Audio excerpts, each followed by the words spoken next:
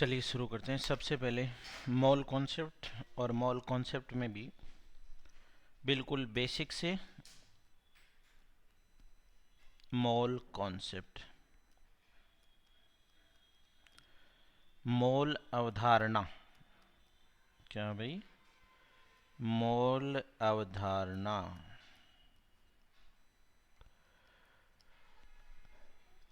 तो एक बार देख लेते हैं मोल में अपने को क्या क्या पढ़ना है। सारी लिस्ट जो है वो तैयार कर लेते हैं। मोल में सबसे पहले अपन पढ़ेंगे इंट्रोडक्शन ऑफ मोल। मैं दोनों में ही बता देता हूँ आपको। इंट्रोडक्शन ऑफ मोल मतलब मोल का परिचय पढ़ेंगे। इंट्रोडक्शन कराते हैं ना अपन, कोई आता है तो भाई कोई भी नई चीज़, भाई ये फलाना है, ये जो भी है, तो ये मोल जो अवधारणा है ना,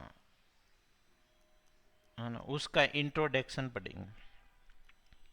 इंट्रोडक्शन में मोल क्या है, पूरी केमिस्ट्री में मोल कहाँ कहाँ लगेगा, कौन से चैप्टर में मोल की ज़रूरत होगी, और टोटल जितने भी मोल के फॉर्मूले हैं उन सबको एक जगह करेंगे। सबसे इम्पोर्टेंट बात, ठीक है। मोल अवधारणा जब पढ़ लेंगे तो मोल अवधारणा पढ़ने के बाद में मोल का जब एप्लीकेशन चालू होगा तो सबसे पहला जो वर्ड आता है इसके अंदर, एक आता है स्टोइचियोमेट्री। स्टोइचियोमेट्री है ना, हिंदी में इसको बोलते हैं भाई रस समीकरण मिति। रस समीकरण मिति है ना, ये क्या है वो भी देखेंगे। मान लो कोई अभिक्रिया हो रही है इसके अंदर, तो वो पूछता है इसके इतने ग्राम रिएक्शन करेंगे तो उत्पाद के मोल कितने होंगे, प्रोडक्ट के मोल कितने होंगे, मतलब प्रोडक्ट जो है वो मैक्सिमम अमाउंट में कितना बनेगा, रिएक्टेंट कितना बचेगा, यानी अभिक्रिया में क्रिया कारक जो है वो कितना बचेगा, कौन सा सीमांत अभिकर्मक है, कौन सा लिमिटिंग रिएजेंट है ना। ये जो टर्मिनोलॉजी आती है जो जगह जगह काम में आएगी, आपको आगे जाके ऊष्मा गति की हो उसमें भी काम में लेंगे, है ना। इलेक्ट्रोकेमिस्ट्री में भी कोई केमिकल रिएक्शन होगी, आपको इलेक्ट्रॉन वगैरह को बैलेंस करना होगा, कितने मोल। रेडॉक्स में भी आपको इसकी ज़रूरत पड़ेगी। तो ये रस समीकरण मिति देखेंगे अपन। उसके बाद में तीसरे नंबर पे जो अपना रहेगा वो रहेगा कॉन्सेंट्रेशन टर्म। बहुत इंपॉर्टेंट टॉपिक है ना, बहुत ज़्यादा इंपॉर्टेंट टॉपिक है ये, है ना। ये कहाँ पे आता है भाई? ये ट्वेल्थ में भी आता है, ये मतलब सारा ही आता है। एक बार 11 से चालू होगा तो ये पूरा लास्ट तक इसकी ज़रूरत पड़ती है ना। कॉन्सेंट्रेशन टर्म का मतलब हो गया सांद्रता के पद जो है ना, सांद्रता पद है ना। सांद्रता पद में आप पढ़ते हो, इसके अंदर क्या क्या पढ़ने वाले हैं अपन। जैसे मैं आपको एक हल्का सा इंट्रोडक्शन देता हूँ। परसेंटेज वेट बाई वेट पढ़ेंगे भाई, परसेंटेज वेट बाई वॉल्यूम पढ़ेंगे। परसेंटेज वेट वेट मतलब भार प्रतिशत, है ना। भार आयतन प्रतिशत, है ना। आयतन आयतन प्रतिशत, वॉल्यूम बाई वॉल्यूम को आयतन आयतन बोलते हैं, है ना। फिर आप पढ़ोगे मोलेरिटी, है ना। क्या पढ़ेंगे भाई अपन? मोलेरिटी, जिसको आप बोलते हो मोलरता पढ़ेंगे। क्या पढ़ेंगे भाई? मोलरता। फिर उसके बाद में पढ़ेंगे नॉर्मेलिटी। नॉर्मेलिटी को क्या बोलते हो भाई? इसको हिंदी में बोलते हैं नॉर्मलता। ये 5 हो गए मोटा मोटी, ठीक है। उसके बाद में एक और आता है मोल भिन्न बोलते हैं जिसको, मोल भिन्न, यानी मोल फ्रैक्शन पढ़ेंगे, है ना। मोल फ्रैक्शन, ठीक है। ये हो गया भाई, मोल फ्रैक्शन हो गया। मोल फ्रैक्शन के बाद में एक और आएगी इसके अंदर जिसको मोलेलिटी बोलते हो, है ना। मोललता, क्या बोलते हैं भाई उसको? मोललता बोलते हैं ना। तो बड़ा कन्फ्यूजन हो जाता है भाई, मोलरता क्या है, मोललता क्या है। इसके डिफरेंस को भी देखेंगे। तो सांद्रता के ये पद पढ़ेंगे, है ना। 3 हो गए।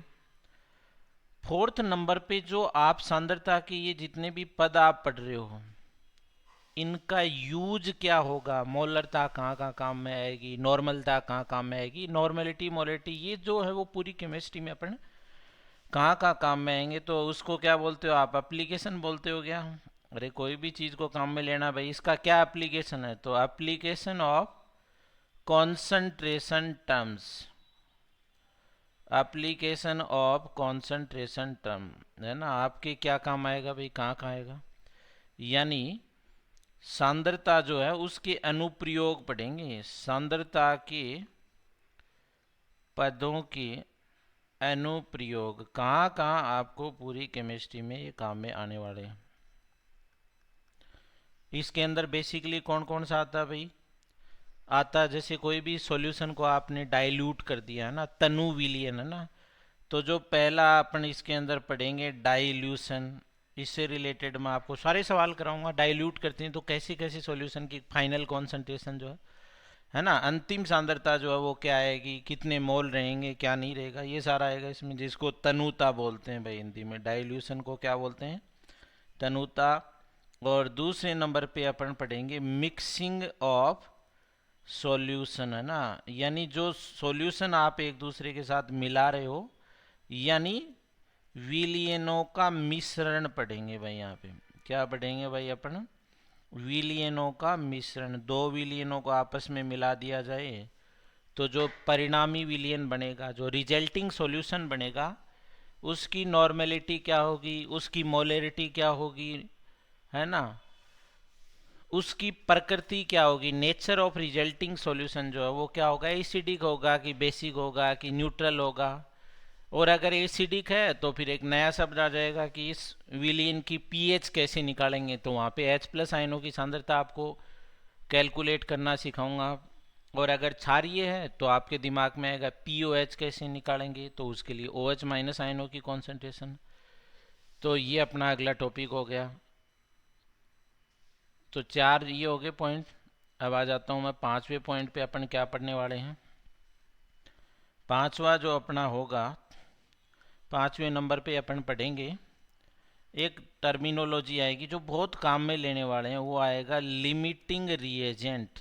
क्या पढ़ने वाले हैं भाई अपन, लिमिटिंग रिएजेंट, जिसको बोलते हैं सीमांत अभिकर्मक। क्या बोलते हैं इसको, बहुत काम की चीज़ है सीमांत अभिकर्मक, सब जगह काम में आने वाला है ये, है ना, केमिस्ट्री कोई सी भी हो सब जगह इसको काम में लेंगे, लिमिटिंग रिएजेंट जो है। तो ये 5 इसके मेन जो है वो कंटेंट अपन पढ़ने वाले हैं ना, इनका फिर कहाँ कहाँ एप्लीकेशन होगा, ये सारी चीज़ें अपन बेसिक्स में पढ़ने वाले हैं। इनके ऊपर बेस्ड जो है वो सवाल अपन करेंगे। फिर लास्ट में कई बार क्या होता है, छोटे सवाल भी पूछ लिए जाते हैं ना, जैसे नीट है, जेई में आ जाते हैं ना, तो इसके अंदर एक बड़ा कॉन्सेप्ट है इक्विवेलेंट मास, है ना, जिसको आप बोलते हो तुल्यांकी भार। क्या बोलते हैं भाई इसको, तुल्यांकी भार, है ना। तुल्यांकी भार को कैलकुलेट करना सिखाऊंगा आपको कैसे किया जाता है। और एक शानदार चीज और सीखेंगे जो जनरली सिखाई नहीं जाती है ना, वो कौन सी है, देखो मोल कॉन्सेप्ट, इक्विवेलेंट मास पढ़ा भी होगा आप लोगों ने, है ना, लेकिन एक और अपने शानदार चीज सीखेंगे, वो अपन पढ़ेंगे POAC कॉन्सेप्ट। क्या पढ़ेंगे भाई अपन, POAC कॉन्सेप्ट।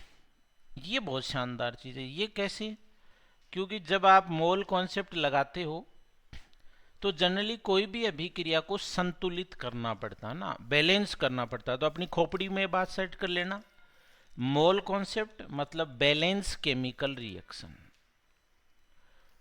क्या ध्यान रखना आपको, मोल कॉन्सेप्ट मतलब क्या हो गया भाई, बैलेंस केमिकल रिएक्शन। अगर आपने रिएक्शन को बैलेंस करना नहीं सीखा तो मोल कॉन्सेप्ट से आपका मामला बैठेगा ही नहीं, सवाल गलत ही होगा उसमें। ये बात समझ में आ गई। तो मोल कॉन्सेप्ट का मतलब क्या हो गया भाई, बैलेंस केमिकल रिएक्शन। चलिए, तो मोल पे अपन आगे चर्चा करेंगे जब इस चैप्टर को अभी शुरू करेंगे कुछ ही देर में। तो POAC फिर क्या जरूरत पड़ गई, ये POAC इसलिए बताया, मान लो किसी बच्चे को मोल कॉन्सेप्ट भी नहीं समझ में आया साहब, और लास्ट में जो अपन ने पढ़ा इक्विवेलेंट कॉन्सेप्ट ये भी समझ में नहीं आया, तुल्यांकी भार वाला सौदा भी है ना, तो क्या करें, फिर लास्ट में कुछ ना कुछ तो समझ में आएगा। तो POAC कॉन्सेप्ट जो है ये यहाँ तक आते आते आपको समझ में आ जाएगा। अगर POAC समझ में आ गया तो बाकी सारे ऊपर तक आ जाएंगे, तो जो फाइनल टच है वो आपका सही हो जाएगा। इसको बोलते हैं प्रिंसिपल ऑफ एटम कंजर्वेशन, क्या बोलते हैं भाई इसको? प्रिंसिपल ऑफ एटम कंजर्वेशन, है ना। परमाणु संरक्षण का सिद्धांत बोलते हैं, यानी परमाणु को ना तो पैदा कर सकते हैं ना इसको खत्म कर सकते हैं, यही हुआ इसका मतलब, जिसको आप डाल्टन थ्योरी में पढ़ते हो आजकल 9th-10th क्लास में भी आप। अब ये पीओएसी केमिस्ट्री में कैसे लगाना है, ये बड़ा टेढ़ा काम है ना।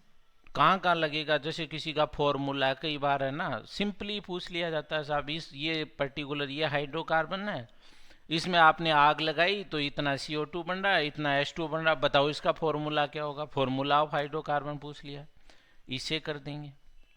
सपोज करो बहुत ट्रिकी रिएक्शन है, पता ही नहीं चल रहा कि इसको पर्टिकुलर इसके साथ अभिक्रिया कराने पे ये उत्पाद बन रहा है और उत्पाद की मात्रा ये है, तो बताओ रिएक्टेंट कितना था, या रिएक्टेंट दे रखा तो उत्पाद, तो उसको भी मैं आपको पीओएसी से समझाऊंगा, है ना। एक पेज का सवाल मैक्सिमम 4 लाइन में करना, अपन फाइनली लास्ट तक आते आते सीख जाएंगे, है ना। और फिर समझेंगे उसी सवाल को मोल से कैसे कर सकते थे, उसी को इक्विवेलेंट से कैसे कर सकते थे। तो ये तो हो गया बेसिक जो है, ये अपने को पढ़ना है, इसी सीक्वेंस में अपन चलेंगे।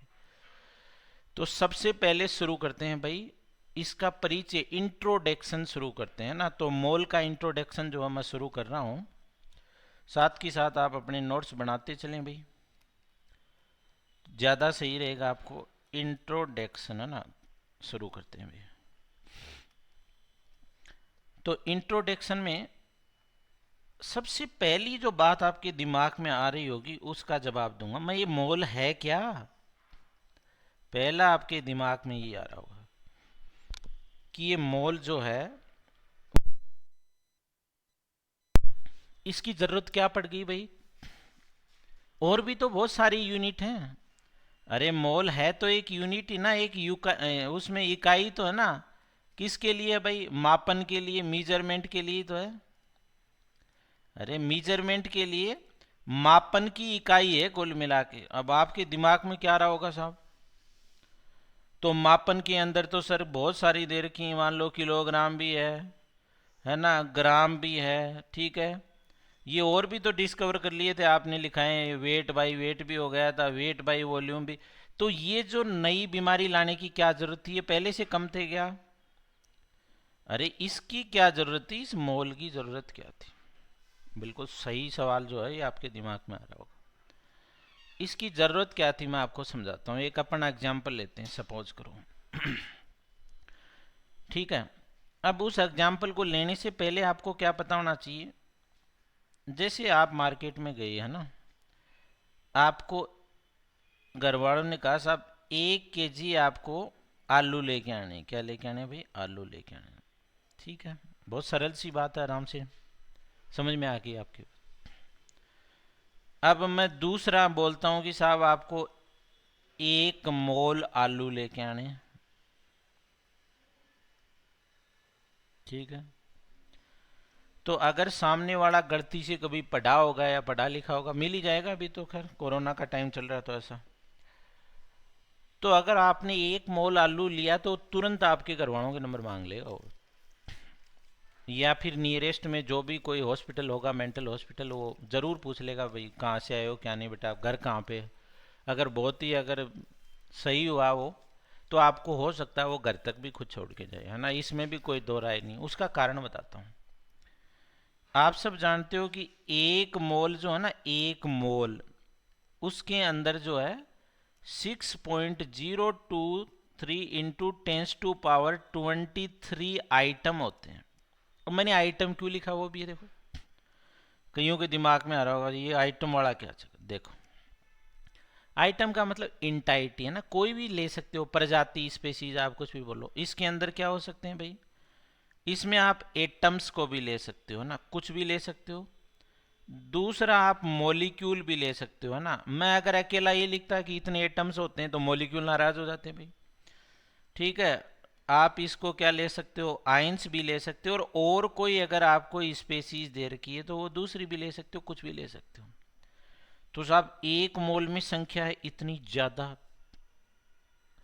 समझ में आ रही है बात? तो यानी ये तो कई ट्रक भर जाएं, इतने आलू आएंगे, आप यूं समझ लो।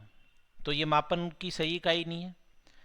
क्यों नहीं है? क्योंकि जितनी भी रिएक्शन अपन केमिस्ट्री में पढ़ते हैं ना, जो पाउडर दिया जाता है लेब में, आप कोई भी N2+3S2, जितने भी कोई भी केमिकल रिएक्शन पढ़ो आप, रेडिकल मूलक वगैरह निकालते हो 11th-12th क्लास में, हायर क्लास में भी आपने किए होंगे। तो क्या होता है, एक मोल में बहुत सारे मॉलिक्यूल और एटम्स होते हैं ना भाई, उनकी संख्या इतनी ज़्यादा आप उसको रिप्रेजेंट ही नहीं कर सकते। तो जब अमाउंट बहुत बड़ी है तो उसको थोड़ा दिखने में सही लगे, इसके लिए मोल कॉन्सेप्ट जो है वो काम में लिया जाता है ना। तो एक मोल जो है, एक मोल जो है उसके अंदर मैंने कितने बताए आपको, कोई भी चीज़ हो सकती है, एटम्स भी हो सकते हैं, मॉलिक्यूल भी हो सकते हैं और आयन भी हो सकते हैं। तो एक मोल में कितने होंगे भाई? ये सबसे पहले आवोगाद्रो साहब थे, महान वैज्ञानिक, उन्होंने ये सबसे पहले बताया कि एक मोल के अंदर इतनी एंटाइटी, कोई भी स्पेसीज होंगे, आयंस होंगे, एटम्स होंगे, मॉलिक्यूल होंगे। तो समझ में आ गया होगा आपको कि मोल ही क्यों लिया गया, संख्या बहुत ज़्यादा है तो उसको शो एक व्यवस्थित तरीके से करने के लिए जो है मोल काम में लिया गया। जैसे मैं एक आपको छोटा सा और एग्जाम्पल बताता हूँ। जैसे आप न्यूक्लियस या परमाणु की त्रिज्या जो है, नाभिक या परमाणु की त्रिज्या आप कैलकुलेट करते हो तो है ना, बहुत छोटी होती है ना, 10⁻⁻10 एंगस्ट्रॉम वगैरह में लिखते हैं। क्या जरूरत है भाई, किलोमीटर में क्यों नहीं लिखते हैं भाई? वो थोड़ा बताने को किलोमीटर में बता सकते हो आप, पावर इतनी माइनस में होंगे, वो दिखने में अच्छा नहीं लगेगा। तो मोल को लिखने का जो मेन रीजन है ना, ये मोल क्यों लिया है, जब संख्या बहुत ज़्यादा पार्टिकल्स की तो थोड़ा दिखने में ठीक लगे, व्यवस्थित लगे, इसलिए मोल कॉन्सेप्ट जो है वो डिस्कवर किया गया। और एक मोल में नंबर ऑफ एटम्स कितने बताए गए? 6×10⁻23। यहाँ तक आपको समझ में आ गया होगा कि मोल क्या है ना। तो बेसिकली जो है मोल क्या हुआ, अगर मैं एक लाइन में इसको डिफाइन करूं तो मोल जो है वो अमाउंट ऑफ सबस्टांस जो है ना, ठीक है, यानी कुल मिला के पदार्थ की मात्रा जो है, पदार्थ की मात्रा को मापने की इकाई है। पदार्थ की मात्रा जो है उसको मापने की इकाई है। कैसे आप जो है किसी भी पदार्थ की मात्रा किसी भी नमूने में, किसी भी सैंपल में कैसे कैलकुलेट करोगे? तो डेफिनेटली इसका मतलब कोई न कोई इसका फॉर्मूला है। जरा देखते हैं, पहला जो फॉर्मूला है उसको मैं आपको बताता हूँ। तो यदि आपको मास दे रखा हो, यदि आपको भार दे रखा हो तो मोल कैसे कैलकुलेट करेंगे? यानी इफ मास इज गिवन, अगर आपको भार दिया हुआ है ना, मास इज गिवन, यानी मैं इसको हिंदी में लिखूं तो भार दे रखा है, इतना तो समझ में आ ही जाएगा जिसने साइंस लिया। तो अगर आपको भार दिया हुआ है तो मोल कैसे कैलकुलेट करेंगे भाई? मोल आएगा, जो भी भार आपने ले रखा है, वेट इन ग्राम, है ना, जो भार है वो किस में लेना भाई? ग्राम। ग्राम में मात्रा अपॉन मोलर मास। क्या लोगे भाई? Molar mass. इसका मैं लिखूं हिंदी में तो ग्राम में मात्रा अपॉन क्या करोगे भाई? अणुभार, है ना। मोलर मास का मतलब क्या हो गया? अणुभार। अब जैसे ही देखो ग्राम में मात्रा तो समझ में आ गया होगा। अणुभार क्या हो जरा वो देख लेते हैं। जो मोलर मास जो होता है ना, वो दुनिया की कोई भी स्पेसीज के एक मोल का भार। एक मोलर मास क्या है भाई? एक मोल जो पदार्थ है ना, एक मोल है ना, एक मोल पदार्थ का भार, यानी mass of 1 mole of any species. कुछ भी हो सकता है ना, आयंस भी हो सकता है, मॉलिक्यूल भी हो सकता है, एटम भी हो सकता है, कोई मेटल का पीस दे रखा वो भी हो सकता है। यानी एक मोल पदार्थ का जो भार होगा उसको आप क्या बोलेंगे? Molar mass. ये पहला फॉर्मूला हो गया। ठीक है, जरा दूसरा फॉर्मूला देख लेते हैं। दूसरा फॉर्मूला जो है, इफ वॉल्यूम इज गिवन, अगर आपको आयतन दे रखा है, क्या दे रखा है भाई आपको? आयतन अगर आपको दे रखा है तो कौन सा फॉर्मूला जो है वो आप अप्लाई करेंगे? तो जो मोल का जो फॉर्मूला होगा, मोल क्या होगा भाई? जो भी आपको गैस दे रखी है उसका आयतन डिवाइडेड बाई 22.4, 22.4 लीटर। अब ये आयतन तो आपके समझ में आता है भाई, है ना। लेकिन ये 22.4 कहाँ से आ गया? देखो 22.4 के लिए एक स्टेटमेंट अपने को ध्यान रखना है। 1 मोल ऑफ एनी गैस, दुनिया की कोई भी गैस, कोई सी भी हो सकती है, एट एनटीपी ऑब्लिक एसटीपी। अब ये क्या बीमारी है? तो उसका वॉल्यूम जो होता है 22.4 लीटर होता है। एनटीपी यानी एसटीपी, दोनों एक ही बात है ना, कोई ज़्यादा डिफरेंट नहीं है। Standard temperature and pressure, natural temperature and pressure जो है, सामान्य ताप दाब, शुद्ध हिंदी में अगर बोले तो सामान्य ताप दाब की परिस्थितियों में आपने पढ़ा होगा गैस को प्रसारित किया जाता है, संकुचित किया जाता है। प्रारंभिक आयतन ये है, बताओ अंतिम आयतन क्या होगा? प्रारंभिक दाब ये। तो वहाँ पे वो एनटीपी या एसटीपी देगा। तो दुनिया की कोई भी गैस जहाँ पे लिखा हुआ सामान्य ताप दाब, उसके 1 मोल का आयतन 22.4 लीटर होता है। ये याद रखना है, फैक्ट है। आगे बात समझ, जैसे 1 किलोमीटर में कितने मीटर होते हैं, फिक्स है ना, कोई चेंज नहीं कर सकते भाई। ऐसे 1 मोल कोई भी गैस है, उसका एनटीपी या एसटीपी पे आयतन जो है वो कितना होगा?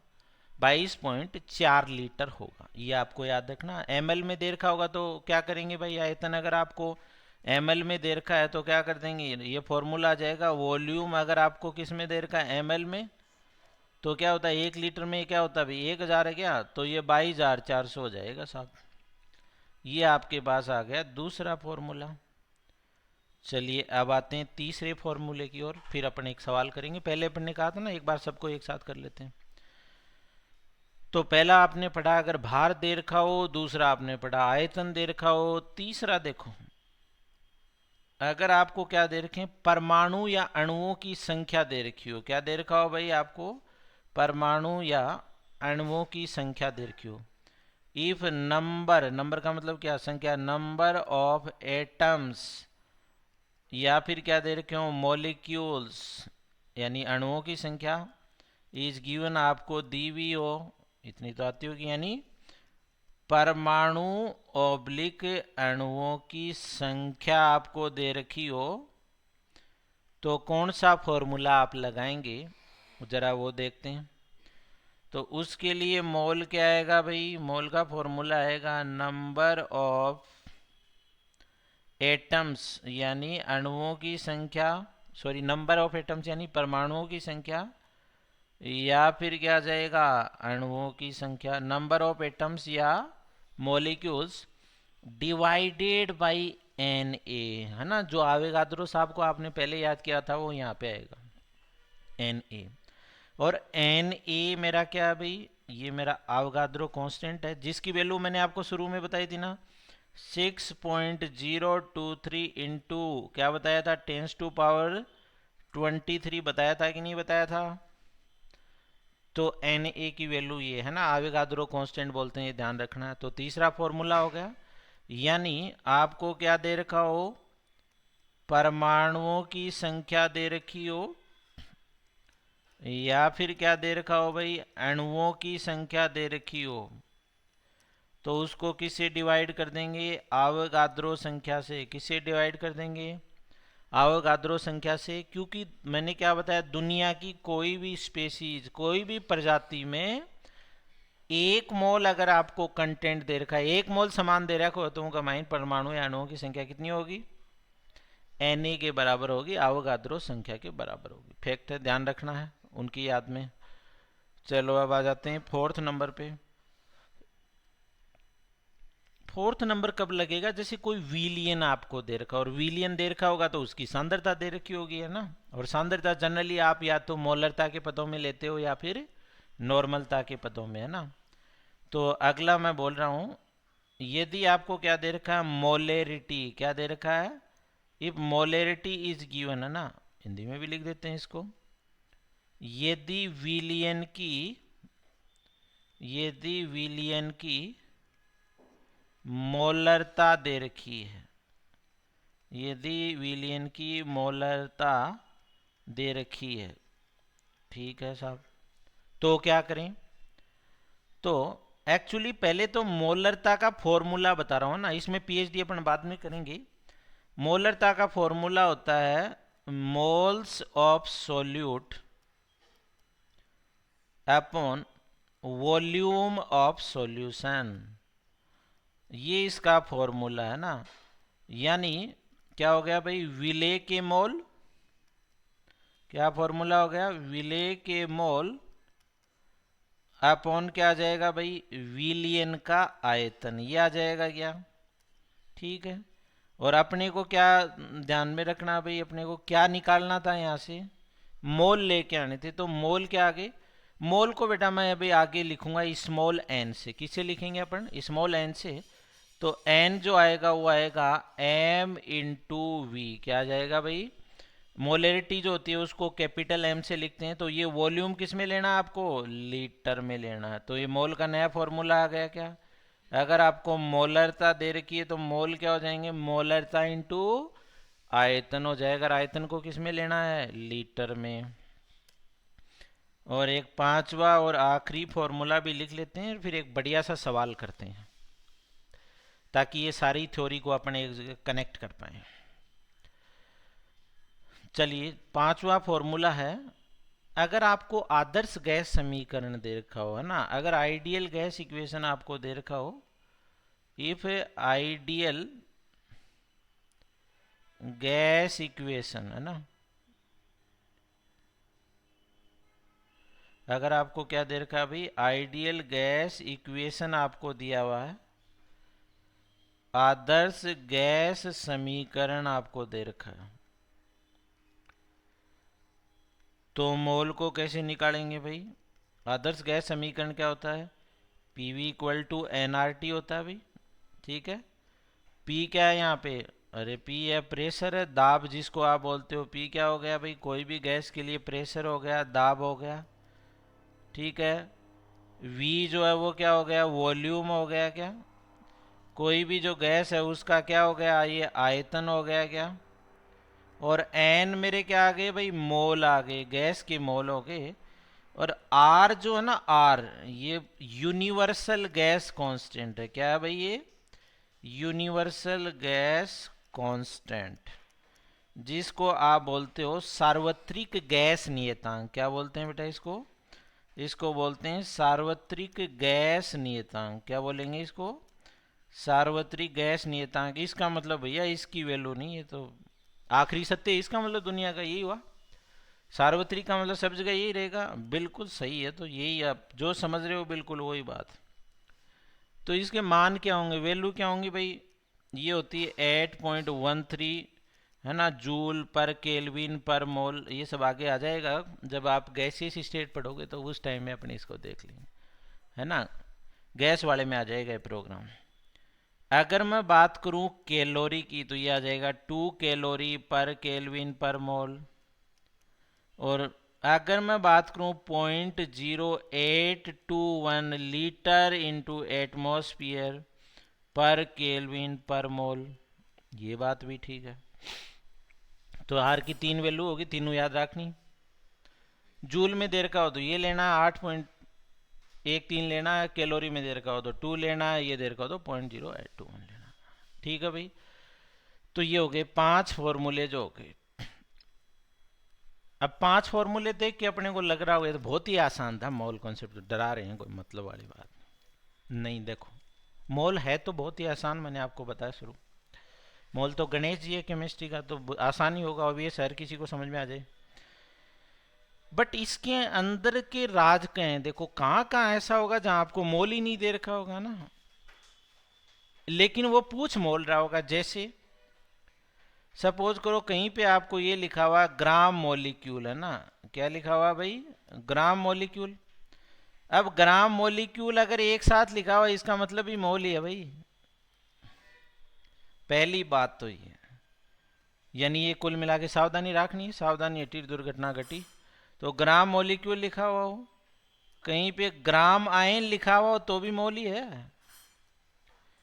ग्राम मॉलिक्यूल, ग्राम आयन, ग्राम एटम्स, यानी ग्राम अणु कहीं पे भी लिखा हो तो ये भी मोल है। 3 तो आपको खतरनाक बातें जो याद रखनी है, ये ध्यान रखना, नहीं मामला खराब हो जाएगा। ये जो 3 मैं आपको बोल रहा हूँ ये वेरी वेरी इंपॉर्टेंट, क्योंकि एक्चुअली सीधा मोल दे रखा हो तो अपने को याद हो गया साहब, ये 5 ही फॉर्मूले लगना। लेकिन वो डायरेक्ट नहीं देगा, इनडायरेक्ट पूछेगा। इनडायरेक्ट पूछते ही गड़बड़ हो जाएगा मामला। तो ये तीन ही है, ठीक है साहब। अब एक नोट जो है वो आपको लिखना है ना कि साहब जब भी मोल लगाते हैं ना तो क्या ध्यान रखना है ना।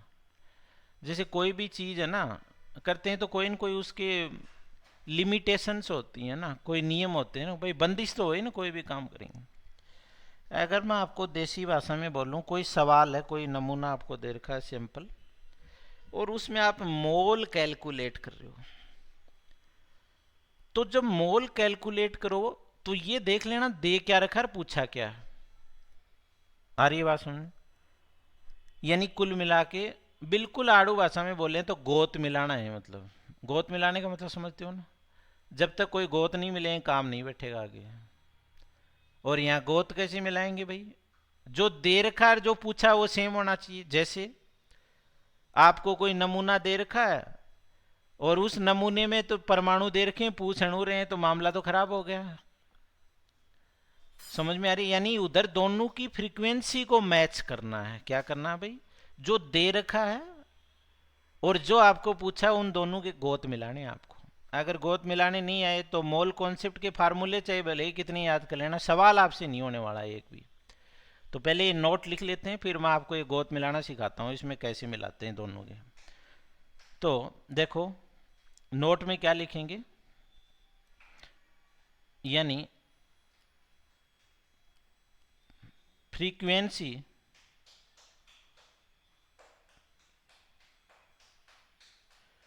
फ्रीक्वेंसी ऑफ गिवन डाटा, इसको हिंदी में भी लिखाऊंगा मैं, given data and asking data, given data and asking data must be same, है ना भाई। आजकल तो गोद का सिस्टम कम हो गया, वो नानी को कानी कर देते हैं ना, लेकिन यहाँ नानी कानी नहीं कर पाएंगे। एक आधा छोड़ देते हैं ना, इधर छोड़ दिया तो खेल खत्म है भाई, है ना। अपने काने हो जाएंगे इसमें तो फिर लास्ट में जाके। कैसे जरा देखते हैं, एक मैं आपको बताता हूँ। यानी इसको पहले हिंदी में बता देता हूँ ना, दिए गए डाटा और पूछे गए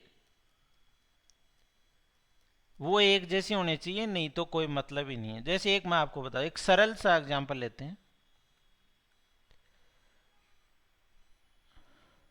मैंने एक सैंपल ले लिया, CO2 के नमूने में, CO2 के नमूने में 9 इंटू 10⁻23 एटम्स उपस्थित। तो मोल ज्ञात करो, है ना। In a sample of CO2 there are 9 into 10⁻23 atoms, then calculate the mole of species, है ना, जो कोई इंग्लिश माध्यम वाला है।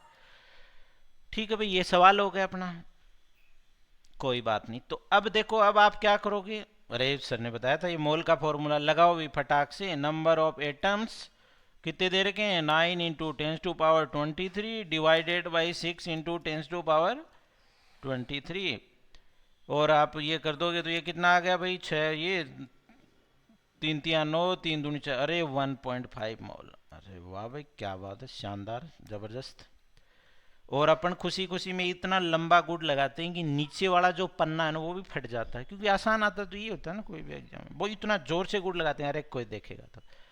लेकिन सामने वाला देखो तकदीर कितनी खराब है अपनी, आपने इतना लंबा लगाया, बस उसको बस ये करना है, ये लो बोले साहब, हो गया खेल खत्म, हो गए जीरो, आपने क्या हो। अब ये जीरो कैसे हुआ जरा समझो आप, है ना, इसको बताता हूँ ना। फार्मूला भी सही लगाया आपने, आपके दिमाग में आ रहा होगा सर ये क्या नाटक है भाई, फार्मूला तो आपने यही बताया था, ये लगाया था, फिर भी आप कह रहे हो ये जीरो हो गया, है ना। खुशी खुशी में इसको खुद खुशी बोलते हैं ना, हो गया खेल खत्म। जरा ये देखो, ये कितने दे रखे हैं आपको, 9 इंटू 10⁻3, क्या दे रखा है भाई, एटम दे रखे हैं। क्या दे रखे हैं, एटम। और CO2 खुद क्या है, अरे ये इधर क्या दे रखे हैं, परमाणु दे रखे हैं। क्या दे रखे हैं, परमाणु।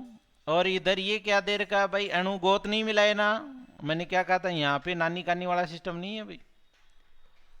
100% एफिशिएंसी से ही रिश्ता होगा, दिया हुआ और जो पूछा हुआ है ना, आधा अधूरा काम नहीं, गलती होगा सीधा। और पहला ऑप्शन भी देखो तकदीर कितनी खराब होती है, पहला यही मिलेगा आपको, गलत हो गया। तो इसको सही कैसे करें, कोई बात नहीं, इसके गोत मिलाते हैं अपन। कैसे, देखो आप, CO2 ऐसे लिख लेते हैं बिल्कुल, जिनको कुछ भी नहीं आता उनको आने लग जाएगा। CO2 मॉलिक्यूल है कि नहीं है, जिनको ये भी नहीं पता कि CO2 मॉलिक्यूल है, फिर तो रामधनी है, कुछ ही नहीं हो सकता। ठीक है, CO2 मॉलिक्यूल है। और जो आपको दे रखे हैं वो क्या दे रखे हैं भाई, दे रखे हैं ना, जो वो क्या दे रखे हैं, एटम दे रखे हैं।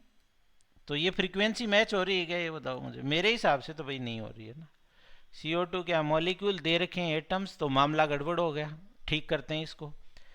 तो सबसे पहले इसको जो दे रखा है वो मॉलिक्यूल है, तो अपन क्या करते हैं, नंबर ऑफ मॉलिक्यूल्स में बदल लेते हैं, क्योंकि CO2 खुद एक मॉलिक्यूल है और आपको एटम दे रखे हैं। अब मुझे एक बात बताओ, CO2 को अगर मैं लिखता हूं तो इसमें एटम कितने हैं भाई, मेरे हिसाब से तो एक तो कार्बन है इसके अंदर और 2 ऑक्सीजन एटम है, यानी 3 एटम मिलके एक मॉलिक्यूल बना रहे, नहीं बना रहे, बताओ। 3 परमाणु मिलके एक अणु बना रहे हैं, बिल्कुल सही बात है। तो अब मॉलिक्यूल्स अपने को निकालने, तो कोई बात नहीं, जितने परमाणु दे रखे हैं ना, कितने दे रखे हैं, 9 × 10⁻23। और उसको किससे डिवाइड कर दो, परमाणुकता से। किससे कर दोगे भाई, परमाणुकता, या इसको इंग्लिश में बोलते हैं एटोमिसिटी। क्या बोलते हैं भाई इसको, एटोमिसिटी। कितनी है वो भाई, 3 दे रखी है क्या, तो 9 × 10⁻23 डिवाइडेड बाई 3। तो ये नमूने में मॉलिक्यूल आ गए साहब, क्या आ गए, मॉलिक्यूल। CO2 खुद एक अणु है, आपने अणु निकाल लिए, अब राम राज्य, कोई दिक्कत ही नहीं है, बहुत बढ़िया। अब आप मोल निकालो। अब क्या आ गया, 3 × 10⁻23 डिवाइडेड बाई, अब बिंदास लगाएंगे भाई फॉर्मूला, 6 × 10⁻23। और देखो पहले तो 1.5 मोल आ रहा है, तो आधो ही होगो, 100 ही उल्टो होगो, तो ये 0.5 मोल आ गई। मेरे हिसाब हो तो यह बात समझ में आ गई, अगर यह आ गई तो मोल भी समझ में आ जाओ। तो यानी कसम खा लो, जब भी मोल कॉन्सेप्ट लगाएंगे गोत मिलाएंगे, बिल्कुल एकदम आड़ू दिमाग में फिट कर लो। क्या बोला मैंने, जब भी मोल लगाएंगे तो जो दे रखा है, जो पूछा, उसके गोत मिलाएंगे। गोत मिलाने का मतलब एटम दे रखे हैं कि मॉलिक्यूल दे रखे हैं, यानी दोनों की फ्रीक्वेंसी, जो पूछा है और जो दे रखा है उसके मोल क्या होने चाहिए भाई, सॉरी, जो दे रखा है जो पूछा है उसकी यूनिट एक जैसी होनी चाहिए। क्लियर है सबको। चलिए जरा अब आगे बढ़ जाते हैं। पहला सवाल अपन मोल कॉन्सेप्ट का करते हैं ना, धीरे धीरे अपन आगे बढ़ते हैं। पहला सवाल मैं दे रहा हूं आपको, H2SO4 के नमूने में, H2SO4 के नमूने में 9.8 ग्राम H2SO4 उपस्थित है। In a sample of H2SO4, 9.8 gram of H2SO4 is present. ये अपना सवाल हो गया भाई। कोई जेम्स टॉड की औलाद है तो उसको इंग्लिश में ऐसे समझ में आएगा नहीं। In a sample of H2SO4, 9.8 gram of H2SO4 is present. ठीक है भाई, जरा देखते हैं। तो निम्न को ज्ञात करो, है ना, देन कैलकुलेट फॉलोइंग।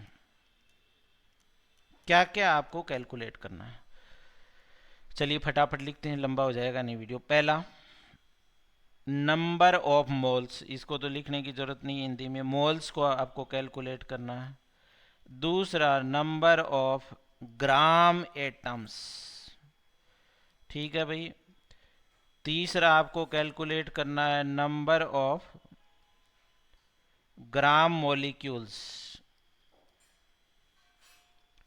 चौथा, आपको कैलकुलेट करना है weight of sulphur atom, sulphur परमाणु जो है उसका भार। पांचवा, आपको कैलकुलेट करना है नंबर ऑफ ऑक्सीजन एटम्स है ना, ऑक्सीजन परमाणुओं की संख्या। पहला सवाल लिया मैंने, बहुत करेंगे, बहुत गणे करेंगे, थोड़े बहुत नहीं है ना। चलते चलते आपको मैं 40-50 तो करा ही दूंगा आपको, ऐसे ही मजाक मजाक में है ना। सारी चीज़ें यानी बेसिक बेसिक कहाँ से पूछा जाता है, बिल्कुल जीरो लेवल का लिया अपने, पहले फॉर्मूले पे लिया है सवाल। अरे वेट दे रखा हो, भार दे रखा हो, तो कैसे कैलकुलेट करते हैं। चलो मैं इसको आपको सोल्व करके बताता हूँ, है ना। और भी अपन निकाल सकते थे, नंबर ऑफ प्रोटॉन्स, है ना, लिख लो चाहो तो एक बार, अगली क्लास में आप ट्राई करके आना, है ना, देखेंगे इसको। Number of gram atoms, sorry number of oxygen atom हो गया। आप अगला क्या कैलकुलेट कर सकते हो इसमें, टोटल नंबर ऑफ प्रोटॉन्स, यानी कुल जो प्रोटॉन है उनकी संख्या, है ना। और क्या कर सकते हो भाई, total number of neutrons, total number of neutrons. और क्या कैलकुलेट कर सकते हो इसके अंदर,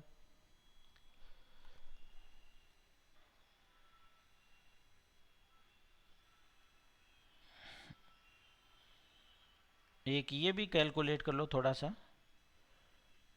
total number of moles of, आ जाएगा लेकिन ये आपको इजी है, हाइड्रोजन एटम्स। चलिए खैर अब टाइम पास नहीं करेंगे, फटाफट इतने ही कैलकुलेट कर लेंगे तो आ जाएगा। जरा देखो इसमें सबसे पहले मोल्स। अब मुझे एक बात बताओ, आपको जो मैंने दे रखा है पहला फॉर्मूला देखो आप अपनी कॉपी में, उसमें मोल कैसे निकालते हो भाई। अगर आपको ग्राम में मात्रा दे रखी है, वेट इन ग्राम दे रखा, तो मोल क्या आ जाएगा भाई, ग्राम में मात्रा, वेट इन ग्राम अपॉन क्या आ जाएगा, मोलर मास आ जाएगा क्या। तो लगाओ भाई, ग्राम में मात्रा अपॉन अणुभार, ये कितना देर का 9.8, और इसका अणुभार कितना होता है H2SO4 का। अब कईयों को तो मुझे पता है, वो भी कैलकुलेट नहीं करना आता होगा, कोई नहीं बेटा, इसको सीखते हैं। हाइड्रोजन, सल्फर और ऑक्सीजन। हाइड्रोजन का 1 है, कितने दे रखे हैं 2, सल्फर का कितना होता है भाई, कितना होता है बताओ, 32 होता है ना, 32 इंटू 1। ऑक्सीजन का कितना होता है 16, और इंटू 4 जोड़ दो इसको, ये कितना आ गया 2 प्लस 32, और ये आ गया 64, तो ये कितना हो गया भाई, मेरे हिसाब से तो 98 हो गया। तो ये आ गया आपके पास 0.1 मोल आ गई, बहुत आसान है तो भाई, ठीक है भाई। ये पहला आ गया मोल। अब जरा दूसरा देखते हैं, नंबर ऑफ ग्राम एटम्स, इसको कैसे निकालें साहब। ग्राम परमाणुओं की संख्या है ना, ग्राम एटम्स का मतलब क्या होगा, ग्राम परमाणुओं की संख्या। तो दूसरे का आंसर जो है ना वो आएगा 0.1 इंटू 7, यानी ग्राम परमाणुओं की संख्या आएगी 0.7, या फिर कई बार इन टर्म्स ऑफ Na दे रखा, क्योंकि एक मोल में Na होते हैं ना, तो 0.7 मोल में क्या आ जाएंगे 0.7 Na दे रखा हो तो संख्या में Na से मल्टीप्लाई कर देते। अब साहब खराब हो गया दिमाग, कैसे। अभी थोड़ी देर पहले सर आपने बताया था ग्राम एटम्स का मतलब भी मोल होता है, और मोल तो अपन ने पहले वाले में 0.1 निकाल लिए, तो ये 0.7 कैसे आए, बात तो सही है। जरा इस फिल्म को देखो, ये फिल्म है क्या। अच्छा कोई बात नहीं, इसको समझने के लिए आपको 2-4 चीजें मुझे बतानी पड़ेंगी। H2SO4 है, मुझे एक बात बताओ, इसके अंदर हाइड्रोजन एटम कितने हैं भाई, 2 तो हाइड्रोजन एटम। सल्फर एटम कितना है, 1 सल्फर है, और 4 में ऑक्सीजन है कि नहीं है, ठीक है। अगर मैं ऐसे बोलूं कि H2SO4 जो है उसके एक अणु में 2 हाइड्रोजन, 1 सल्फर और 4 ऑक्सीजन है, तो कोई डाउट नहीं होगी, सही है। तो अब मैं इसका उल्टा बोल रहा हूं, इधर एक अणु की जगह मैंने बोल दिया 1 मोल है, ये मैंने क्या ले लिया भाई 1 मोल, तो क्या तकलीफ है। अरे इधर मोल से किया तो इधर आप नहीं करते हो कोई चीज को सेम चीज से डिवाइड, सेम चीज से मल्टीप्लाई कर सकते हो ना ऊपर नीचे। अरे तो इसके 1 मोल है तो इसके 2 मोल हो गए कि नहीं हो गए, ये बताओ।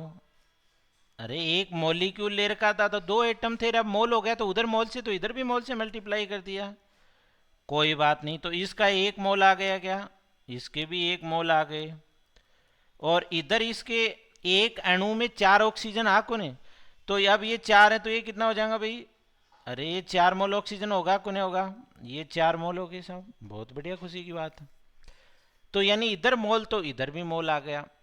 अब लेकिन मैंने आपको क्या कहा था, मैंने कहा था ना पहले, कसम खा लो गोत मिलाएंगे। तो H2SO4 अणु है कि परमाणु है, बताओ। तो ये है अणु। और पूछ क्या रहा है, ग्राम परमाणुओं की संख्या। और ग्राम परमाणु की संख्या किस पदों में पूछ रहा है, मोल के पदों में, इन टर्म्स ऑफ मोल। तो 1 मोल H2SO4 जो है उन 7 मोल एटम है कि नहीं है, बताओ। अरे 1 मोल H2SO4 में 7 मोल एटम है कि नहीं है। जब एक अणु में 7 परमाणु हैं तो 1 मोल में 7 मोल होंगे कि नहीं होंगे। और आपको पूछ क्या रहा है, वो नंबर ऑफ ग्राम एटम्स, यानी ग्राम परमाणु की संख्या मोल के पदों में। तो 1 मोल H2SO4 में मैं ऐसे बोलूं कि 7 मोल एटम है, तो कोई डाउट ही नहीं है आपको। अब टोटल आपने कितना मोल निकाल लिया H2SO4 का, 0.1। तो 0.1 में कितने होंगे, जब 1 में कितने आ रहे हैं, 7, तो 0.1 में कितने आ जाएंगे भाई, 0.1 गुणा 7, ये कितना आ गया भाई, 0.7। ये बात आपको समझ में आ गई होगी। चलो जरा आप तीसरा देखते हैं, इसमें क्या पूछ रहा है। ग्राम मॉलिक्यूल है ना। ग्राम मॉलिक्यूल का मतलब क्या बताया था मैंने आपको, ये मैंने बताया था, ये साहब मोल होते हैं। क्या होते हैं, मोल। लेकिन इन टर्म्स ऑफ मॉलिक्यूल होते हैं, अणु के पदों में। तो आपका आंसर क्या आ जाएगा इसमें, अरे H2SO4 के मोल निकाले आपने, कितना आ गया, 0.1। और अगर Na से मल्टीप्लाई कर दोगे तो इन टर्म्स ऑफ Na अगर संख्या पूछे तो ये 0.1 Na आ गया। तीसरा हो गया, ये तो आसान है क्योंकि गोत मिले हुए हैं यहाँ पे, कोई टेंशन ही नहीं है। बस ये डायलॉग याद रखना अपना, बहुत काम आएगा आगे। अब आ जाते हैं सल्फर परमाणु का भार, weight of sulphur atom. Sulphur परमाणु का भार कैसे निकालेंगे, जरा देखते हैं इसको। वेट ऑफ सल्फर एटम जो है, सल्फर परमाणु का भार। अब मुझे एक बात बताओ, मैं ऐसे बोल रहा हूं कि साहब 1 मोल H2SO4 में, थोड़ी देर पहले आपने डायलॉग मारा था, 1 मोल सल्फर है कि नहीं है, बस ये बता दो। चलो कोई नहीं, ये भी नहीं समझ में आया तो एक H2SO4 के अणु में एक सल्फर एटम है कि नहीं है, एक परमाणु है कि नहीं है। ठीक है, तो अब इधर मैंने मोल से किया तो इधर भी मोल लिख सकता हूं, दोनों साइड तो बराबर से कर ही सकते हैं ना। इसके साथ बुरा करेंगे तो इसके साथ भी बुरा कर दो, दोनों बुरा नहीं मानेंगे। तो अब 1 मोल H2SO4 में 1 मोल सल्फर एटम है, ठीक है। तो आपको जो H2SO4 दे रखा है वो समान कितना दे रखा है, 0.1 मोल दे रखा है। तो इसके मोल कितने आ जाएंगे ये बता दो मुझे, ये 0.1 मोल आएंगे कि नहीं आएंगे, आ गए ना। तो अब आपके पास सल्फर के मोल कितने आ गए भाई, आपके पास आ गए 0.1 मोल सल्फर आ गया। और मोल क्या होता है भाई, वेट इन ग्राम मान लिया मैंने, एक्स बाहर निकालना है।